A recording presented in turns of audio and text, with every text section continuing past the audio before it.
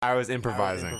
Pak Prabowo itu melakukan teori seperti yang diteorikan orang tentang Joko Tingkir. Jadi orang di pasar tenang, lalu diambil kerbau, dikasih tanah liat, hidungnya dilepas ke pasar. Ngamuk dia? Ngamuk di pasar. Oke. Nggak ada orang bisa nangani. Lalu datanglah Joko Tingkir. Dia sudah tahu kan, diambil tanah liatnya di sana, dia yang menyelesaikan masalah. Oke, paham. Gitu.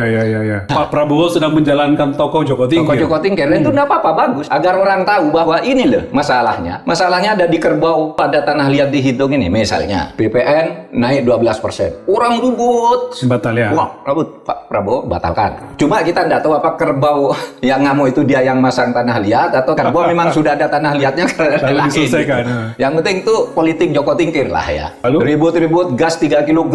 Yang orang satu antri. Itu kan. Udah dibatalkan oleh Pak Prabowo. Lalu menterinya kan yang menjadi kerbau yang Harvey Mois juga. Betapa orang marah ketika Harvey Mois hanya dihukum 6 tahun dengan korupsi 296 triliun. Tapi berjamaah itu berombongan.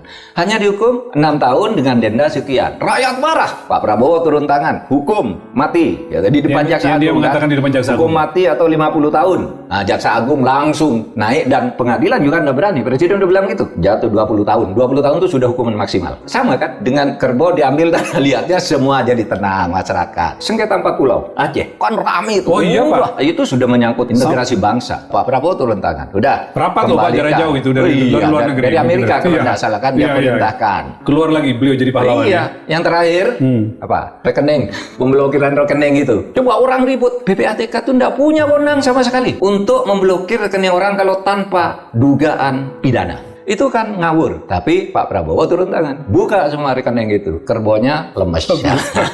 Itu jadi taktik Prabowo, satu membuat papan catur, yang kedua membuat politik Joko Tingkir. Berdasar analisis ya, mungkin Pak Prabowo nggak berniat itu, tapi itu yang kita simpulkan. Ilmu pengetahuan itu kan abstraksi dari fenomena. Nah, fenomena ini, oh ini buat papan catur, oh ini Joko Tingkir, kan gitu aja. Tapi semuanya bagus, karena tidak bisa selesai seketika.